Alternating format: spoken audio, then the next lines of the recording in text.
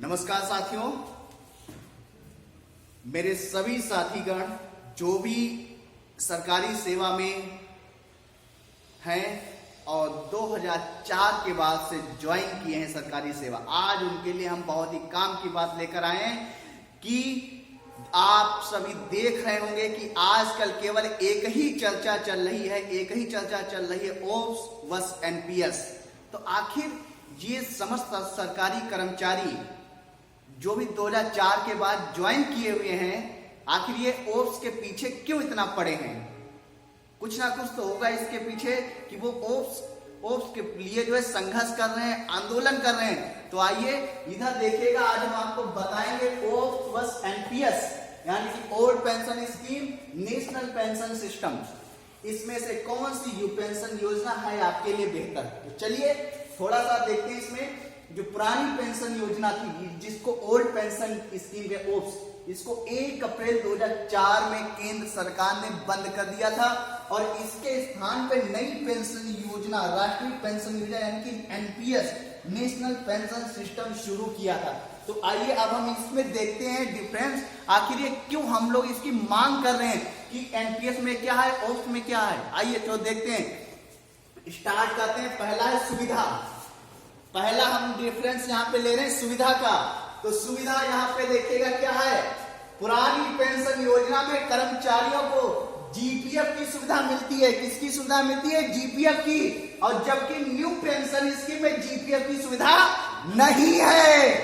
अगला देखते हैं यहाँ पे कटौती।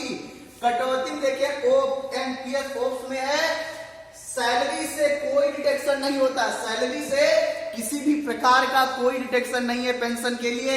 और जबकि एनपीएस में आपकी सैलरी से मूल वेतन प्लस डीए का 10% आपकी सैलरी का और प्लस डीए की कटौती की जाएगी, तब आपको जो है एनपीएस में क्या मिलेगा बच्चा? भैया पेंशन मिलेगी। आइए अगला देखते हैं, आधारित पेंशन। जो ओल्ड पेंशन योजना है वो सुरक्षित पेंशन योजना है। कैसी है? सुरक्षित है। और इस पेंशन का जो भुगतान है वह सरकार की ट्रेजरी द्वारा दिया जाता है, यानी कि सरकार के खजाने से इसका भुगतान किया जाता है। किसका? ओप्स का। और जबकि जो नई पेंशन योजना है ये शेयर बाजार पर आधारित है। किस पर आधारित है? शेयर बाजार पे आधारित है। यानी कि अगर शेयर बाजार आपका डाउन तो आपकी पेंशन योजना भी क्या हो जाएगी? गई। यानी जितना आपने जमा किया वो भी सब क्या हो गया? लुट गया, बर्बाद हो गया भैया। आइए भत्ता देखते हैं। पुरानी पेंशन योजना जो है कर्मचारियों के लिए 6 महीने के बाद मिलने वाला महंगाई भत्ता, ये लागू किया जाता है। यानी कि हर 6 महीने पे जो भी कर्मचारियों को भत्ता मिलता है वो ओप्स में लागू किया जाता है। जबकि न्यू पेंशन योजना में कोई ऐसी जो है प्रावधान नहीं है, यानी इसमें कोई भी महंगाई भत्ता क्या है? लागू नहीं होता है। अगला देखते हैं गारंटी। अगला पॉइंट है गारंटी पे हम लेके चलते हैं। ओप्स में रिटायरमेंट यानी कर्मचारी के सेवानिवृत्त होने के दौरान उसके अंतिम मूल वेतन या सैलरी का 50% निश्चित पेंशन प्राप्त होता है। और जबकि एनपीएस में रिटायरमेंट के समय निश्चित पेंशन मिलने जैसी कोई गारंटी नहीं है। अब हम मान लेते हैं कि अगर रिटायरमेंट के समय आपका 1 लाख 2 लाख रुपए पेंशन है, अगर 1 लाख रुपए पेंशन है तो आपको 50,000 तो पेंशन मिलनी ही मिलनी है। लेकिन एनपीएस में ऐसी कोई गारंटी नहीं है। इसलिए हमारे साथी क्या कर रहे हैं? आंदोलन कर रहे हैं, जगह जगह पे आंदोलन कर रहे हैं, जगह जगह पे सरकार बदल रहे हैं। किसके लिए? अपनी गारंटी के लिए, अपने बुढ़ापे की गारंटी के लिए, क्योंकि ओप्स क्या है? बुढ़ापे की लाठी है।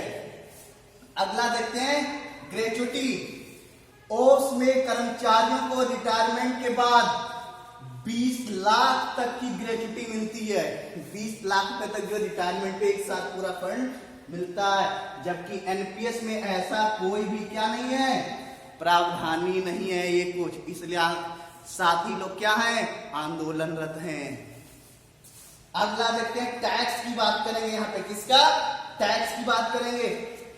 ओप्स में कर्मचारियों के रिटायरमेंट पर जीपीएफ के ब्याज पर उसे किसी भी प्रकार का इनकम टैक्स नहीं देना होता है। यानी कि पुरानी पेंशन योजना जो है, अगर उसमें जब रिटायरमेंट होता है तो जीपीएफ का जो भी पैसा आता है उस पर किसी भी प्रकार का कोई टैक्स नहीं है। जबकि नई पेंशन स्कीम में रिटायरमेंट पर शेयर बाजार के अनुसार जो भी पैसा मिलेगा उस पर आपको क्या देना होगा, टैक्स देना होगा। ये कुछ कारण है जिनकी वजह से हमारे शिक्षक साथी, हमारे साथीगण जो भी सरकारी कर्मचारी हैं जिन्होंने 1 अप्रैल 2004 के बाद ज्वाइन किया है, इसलिए वो लोग क्या कर रहे हैं, ओप्स के लिए आंदोलन कर रहे हैं, लड़ाई लड़ रहे हैं, संघर्ष लड़ रहे हैं। हम आपसे ज्यादा नहीं, केवल एक बात कहना चाहेंगे, ओप्स अगर सरकार चाहती है कि ओप्स हम बंद कर दें, सरकार चाहती है कि ओप्स का कभी मुद्दा ना उठे, तो समस्त सांसद विधायक इनको भी एनपीएस के दायरे में लाया जाए। यदि समस्त सांसद विधायक चुने हुए, चाहे वो राज्यसभा के हो, लोकसभा के हो, चाहे विधान परिषद के हो, चाहे विधानसभा के हो, अगर ये सभी लोग स्वेच्छा से एनपीएस अपना लेंगे तो मैं गारंटी से कह रहा हूं कोई भी कर्मचारी ओप्स के लिए संघर्ष नहीं करेगा। लेकिन यदि ये नेता लोग, सांसद, विधायक, ये लोग अगर एनपीएस अपनाएंगे नहीं तो सरकारी कर्मचारी भी ओप्स के लिए आंदोलनरत रहेगा और भविष्य में आगे चल के ओप्स को लागू करा के ही मानेगा। जय हिंद, जय भारत।